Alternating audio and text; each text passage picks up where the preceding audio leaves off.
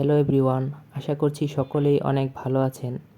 আজকে আমি এই ভিডিওতে শেখাবো 18টি রাশিয়ান ভোকাবুলারি। এটি 6 নং পর্ব।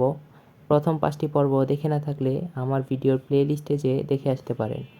আপনারা যদি আমার রাশিয়ান অ্যালফাবেট ক্লাসগুলো সুন্দরভাবে শিখে থাকেন, তাহলে আপনাদের ভোকাবুলারি শিখতে, বুঝতে, উচ্চারণ করতে এবং মনে রাখতে সুবিধা হবে। তবে আমি আপনাদের বলবো, আপনারা গুগল ট্রান্সলেটর ডাউনলোড করে রাশিয়ান টু বাংলা প্র্যাকটিস করবেন বেশি বেশি। তাহলে বেশি বেশি প্র্যাকটিসের মাধ্যমে শব্দগুলো পারফেক্টভাবে শিখতে পারবেন। আপনি যখন ট্রান্সলেটরে আমার ভিডিওতে যেভাবে শেখাচ্ছি তেমনি শুদ্ধ উচ্চারণ করে যখন আপনি বলবেন, তখন ট্রান্সলেটর সাথে সাথে আপনার শব্দটি ধরে ফেলতে পারবে। এটি রাশিয়ান উচ্চারণ এবং শব্দ শেখার একটি আধুনিক টিপস, তাই এটি আপনাদের সাথে শেয়ার করলাম। এর মাধ্যমে আপনি যাচাই করতে পারবেন আপনার শব্দের উচ্চারণগুলো শুদ্ধ হচ্ছে কি না। যদি না হয়, আপনি এটি বারবার ট্রাই করবেন। আমার ভিডিওগুলো দেখে এটি বারবার ট্রাই করবেন, তাহলে আপনার পারফেক্টলি শিখতে খুবই সুবিধা হবে। তো চলুন কথা না বাড়িয়ে আজকের আমাদের ভিডিওটি শুরু করা যাক। আজকের আমাদের প্রথম ওয়ার্ডটি হচ্ছে বাবুশকা। বাবুশকা শব্দটির অর্থ হচ্ছে দাদি কিংবা নানি, তবে দাদিকেই বিশেষভাবে বাবুশকা বলা হয়। আবারও বলছি, ওয়ার্ডটি হচ্ছে বাবুশকা। বাবুশকা বাবুশকা শব্দটির অর্থ হচ্ছে দাদি। আমাদের লিস্টের দ্বিতীয় ওয়ার্ডটি হচ্ছে মুশ। মুশ শব্দটির অর্থ হচ্ছে স্বামী। আবারও বলছি, মুশ। মুশ মুশ শব্দটির অর্থ হচ্ছে স্বামী। আমাদের লিস্টের 3 নং ওয়ার্ডটি হচ্ছে জেনা। জেনা জেনা এটা একটি টান আসতে হবে। জেনা এর অর্থ হচ্ছে স্ত্রী। জেনা, আমি আবারও বলছি, জেনা। জেনা শব্দটির অর্থ হচ্ছে স্ত্রী। আমাদের লিস্টের 4 নং ওয়ার্ডটি হচ্ছে দোজ। দোজ দোজ শব্দটির অর্থ হচ্ছে মেয়ে বা কন্যা। কন্যা বা মেয়েকে বলা হবে রাশিয়ান ভাষায় দোজ। আবারও বলছি, দোজ। দোজ শব্দটির অর্থ হচ্ছে মেয়ে বা কন্যা। আমাদের লিস্টের 5 নং শব্দটি হচ্ছে সিন। সিন শব্দের অর্থটি হচ্ছে ছেলে। আবার বলছি, সিন। সিন শব্দটির অর্থ ছেলে। আমাদের লিস্টের 6 নং শব্দটি হচ্ছে দ্রুক। দ্রুক শব্দের অর্থ হচ্ছে ছেলে বন্ধু। আমাদের ছেলে বন্ধুকে আমরা বলবো দ্রুক। আবার বলছি, দ্রুক। দ্রুক দ্রুক শব্দটির অর্থ হচ্ছে ছেলে বন্ধু।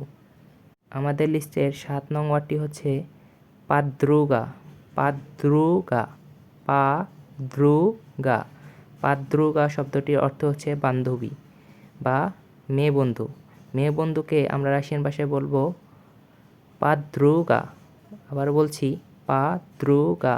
পাদ্রুগা শব্দটির অর্থ হচ্ছে বান্ধবী বা মেয়ে বন্ধু। আমাদের লিস্টের 8 নং শব্দটি হচ্ছে লিউদি। লিউদি শব্দের অর্থ হচ্ছে মানুষ বা লোকজন। অনেক অনেক মানুষকে একসাথে বলা হবে লিউদি। আবার বলছি, লিউদি। লিউদি শব্দটির অর্থ হচ্ছে মানুষ অথবা লোকজন। আমাদের লিস্টের 9 নং শব্দটি হচ্ছে মুশচিনা।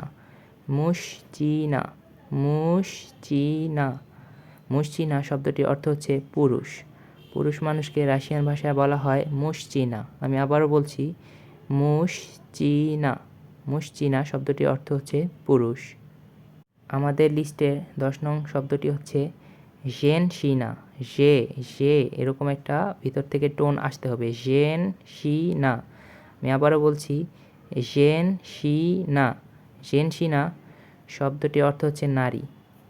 নারী জাতিকে রাশিয়ান ভাষায় বলা হবে জেনশিনা। জেনশিনা শব্দটির অর্থ হচ্ছে নারী। আমাদের লিস্টের 11 নং শব্দটি হচ্ছে দেভোচকা। দেভোচকা শব্দটির অর্থ হচ্ছে মেয়ে শিশু। যখন কোনো নতুন শিশু জন্মগ্রহণ হবে, সে যদি মেয়ে হয়, তখন তাকে রাশিয়ান ভাষায় বলা হবে দেভোচকা। দেভোচকা দেভোচকা শব্দটির অর্থ হচ্ছে মেয়ে শিশু। আমাদের লিস্টের 12 নং শব্দটি হচ্ছে মালচিক। মালচিক শব্দটির অর্থ হচ্ছে ছেলে শিশু। যখন কোনো নতুন শিশু জন্মগ্রহণ করবে এবং সে যদি ছেলে হয়, তখন তাকে রাশিয়ান ভাষায় বলা হবে মালচিক। আমি আবারও বলছি, মালচিক। মালচিক শব্দটির অর্থ হচ্ছে ছেলে শিশু। আমাদের লিস্টের 13 নং ওয়ার্ডটি হচ্ছে উচিতেল। উচিতেল, আবার বলছি, উচিতেল শব্দটির অর্থ হচ্ছে শিক্ষক। শিক্ষক, যেটাকে আমরা ইংলিশে টিচার বলে থাকি, সেটাকে রাশিয়ান ভাষায় বলা হয় উচিতেল। উচিতেল, উচিতেল, উচিতেল শব্দটির অর্থ হচ্ছে শিক্ষক। আমাদের লিস্টের 14 নং শব্দটি হচ্ছে স্টুডেন্ট। স্টুডেন্ট শব্দটির অর্থ ছাত্র, যেটাকে আমরা ইংলিশে বলে থাকি স্টুডেন্ট।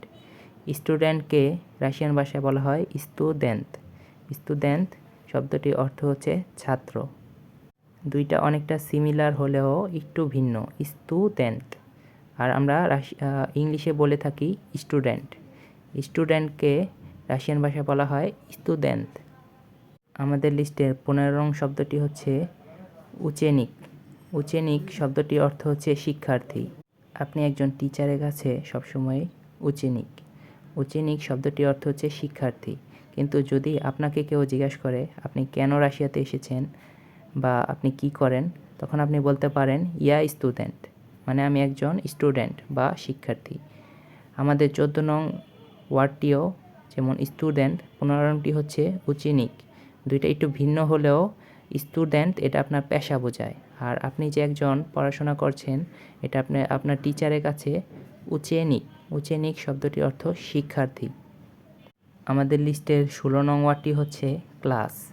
ক্লাস শব্দের অর্থ শ্রেণী, বা যেটাকে আমরা ইংলিশে ক্লাসই বলে থাকি, সেটাকে রাশিয়ান ভাষাও ক্লাসই বলা হয়। তো আমি আবারও বলছি, ক্লাস শব্দটির অর্থ ক্লাস বা শ্রেণী। আমাদের লিস্টের 17 নং ওয়ার্ডটি হচ্ছে তিত্রাত। তিত্রাত, তিত্রাত, তিত্রাত শব্দটির অর্থ হচ্ছে নোট বই অথবা খাতা। আমরা খাতা অথবা নোট বইকে রাশিয়ান ভাষায় বলবো তিত্রাত। তিত্রাত, আমি আবার বলছি তিত্রাত। তিত্রাত শব্দটির অর্থ হচ্ছে নোট বই অথবা খাতা। আমাদের লিস্টের সর্বশেষ এবং 18 নং ওয়ার্ডটি হচ্ছে রুচকা। রুচকা শব্দটির অর্থ হচ্ছে কলম, বা ইংলিশে যেটাকে আমরা পেন বলে থাকি। আমি আবারও বলছি রুচকা। রুচকা শব্দটির অর্থ হচ্ছে কলম, বা ইংলিশে যেটাকে আমরা পেন বলে থাকি। এগুলো আপনারা বাসায় বেশি বেশি প্র্যাকটিস করবেন, এবং ভিডিওটি ভালো লাগলে আমার চ্যানেলটিকে অবশ্যই সাবস্ক্রাইব করে লাইক কমেন্ট করে পাশেই থাকবেন। আর যারা অলরেডি চ্যানেলটি সাবস্ক্রাইব করেছেন তাদেরকে অসংখ্য ধন্যবাদ। আমি আমার ক্লাসের নোটসটি 2টি ছবির মাধ্যমে দিয়ে দিচ্ছি। যেহেতু আজকে আমি 18টি অ্যালফাবেট ক্লাস নিয়েছি, তো আমি 2টি ছবির মাধ্যমে 18টি অ্যালফাবেটের বা আপনাদের শব্দের নোটসটি দিয়ে দিব এখনই। এটি স্ক্রিনশট নিয়ে বাসায় বেশি বেশি প্র্যাকটিস করবেন। তো দেখা হচ্ছে নতুন কোনো ভিডিওতে। ততক্ষণ পর্যন্ত ভালো থাকবেন, সুস্থ থাকবেন। আল্লাহ হাফেজ।